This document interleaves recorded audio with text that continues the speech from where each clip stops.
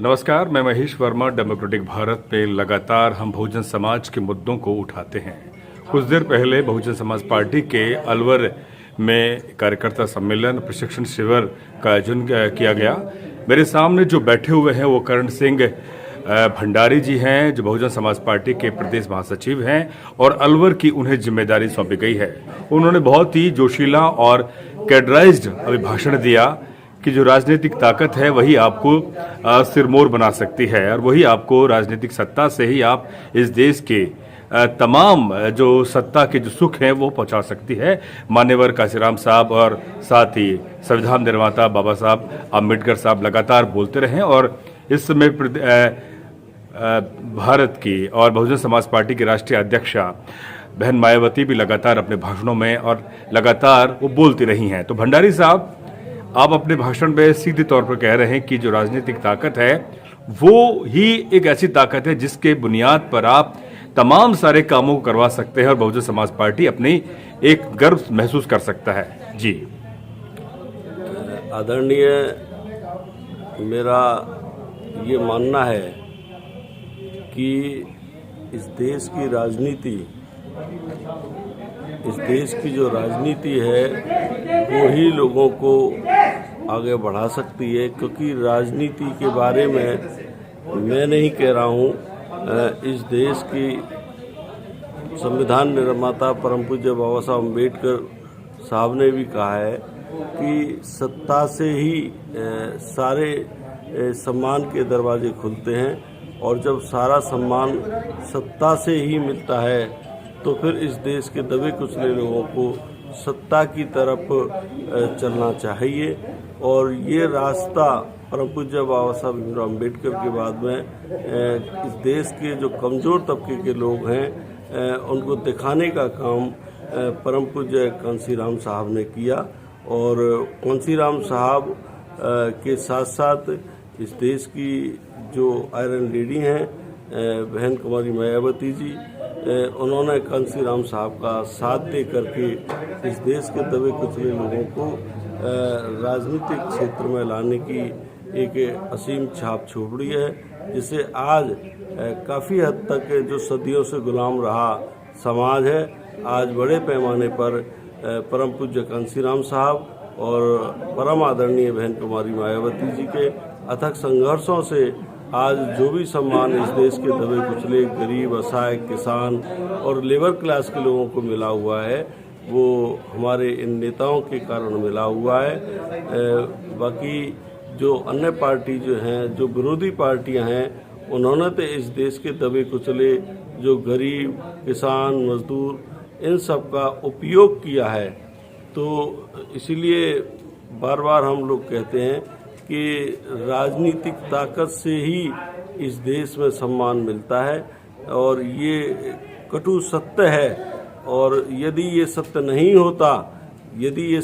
होता तो फिर इस देश का जो मुट्ठी भर समाज है, जो धनाढ़ समाज है, वो भी इस देश में सत्ता के माध्यम से ही सम्मान पा रहा है। यदि ऐसा नहीं होता तो इस देश में सभी वर्ग के लोग, सभी जाति, धर्म, जो एक धर्मनिरपेक्षता का नाम है भारत में कि भाई भारत एक धर्मनिरपेक्ष की परिभाषा में आता है जी, तो वो पूरी तरह से साबित होता, लेकिन कहीं से भी ऐसा नज़र नहीं आ रहा है। जिन लोगों का सत्ता पर कब्जा है वही लोग इस देश में सम्मान पा रहे हैं और जिन लोगों का सत्ता में भागीदारी नहीं है बराबर की, वही लोग इस देश में आज भी एक अपमान का और अत्याचार के शिकार लोग हो रहे हैं।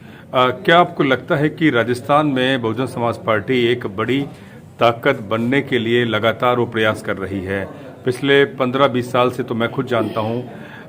क्या कमी रह जाती है कि हम जिस गणित को लेकर, जिस संख्या को लेकर हर बार हम कोशिश करते हैं कि उतनी हमारी विधानसभा सीटें हम जीतेंगे, क्या इस बार के प्रशिक्षण शिविर में जो लगातार आप अलग अलग जिलों में हो रहे हैं, आप प्रदेश के महासचिव हैं, इस बार ऐसी कौन सी एक ऐसा गणित है, ऐसा कौन सा फॉर्मूला है जिससे कि आप बहुजन समाज के लोगों को जगाकर उन्हें जन आवाम तक पहुंचाएं?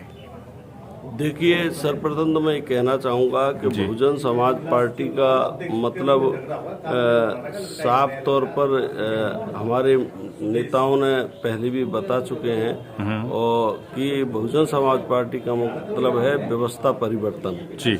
और व्यवस्था परिवर्तन के लिए हम लोग ज़्यादा संघर्ष करते हैं कि इस देश की जो व्यवस्था है, जो भेदभाव वाली, जातिवाद वाली नहीं रहनी चाहिए। इससे काफ़ी हद तक लोगों को नुकसान पहुंचता है। और इसके साथ ही जो बहुजन समाज पार्टी इस देश में जो काम कर रही है, ये बिल्कुल सही है कि हम लोग भी सत्ता के माध्यम से कुछ हद तक ही नहीं पूर्ण भला कर सकते हैं, लेकिन बहुजन समाज पार्टी के जो भी दिशा निर्देश आदरणीय बहन कुमारी मायावती जी देती हैं, उनको हम लोगों तक पहुंचाने का प्रयास कर रहे हैं। लेकिन हमारी पार्टी निश्चित तौर पर ही इस राजस्थान प्रदेश में सरकार बनाने में लगी हुई है, लगातार प्रयास कर रही है और अच्छे परिणाम भी हम लोगों को बारी बारी से मिलते हैं।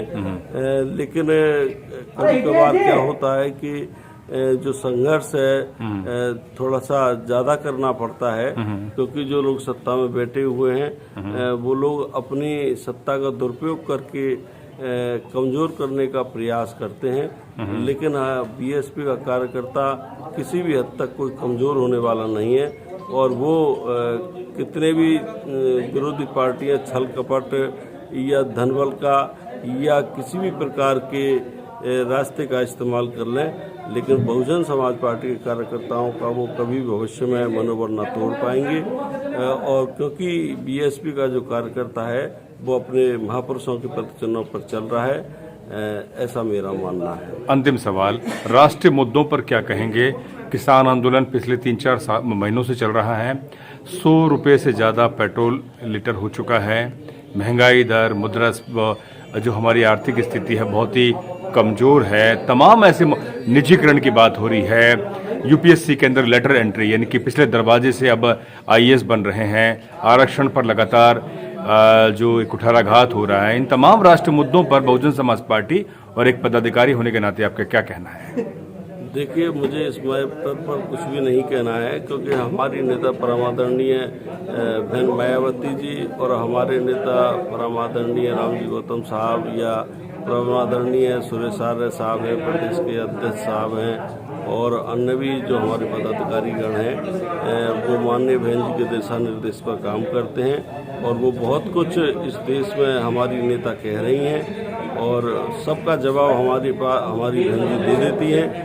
इसीलिए मैं इस मैटर पर कुछ भी अलग से कहना नहीं चाहता हूँ। हम तो हमारी नेता के आदेश का पालन करते हैं। हमारी नेता जो कहेगी हमें हमारी नेता के आदेश का पालन करना, और हमारी जो नेता हैं परमादरणीय बहन कुमारी मायावती जी, वो अपने सिद्धांत पर चल रही हैं, कायम हैं, और अपने लोगों के साथ साथ सर्वजन के लिए वो पूरी ईमानदारी के साथ नेतृत्व कर रही हैं। तो ज़्यादा कुछ ना कहते हुए मैं इतना ही कहूँगा कि जो भी कुछ हमें पार्टी के आदेश मिलते हैं उसके हिसाब से हमारी पार्टी सर्वजन के लिए, गरीब असहाय कमजोर लोगों के लिए बेहतर काम करे और भविष्य में भी काम करती रहे। बहुत बहुत शुक्रिया करण सिंह भंडारी जी।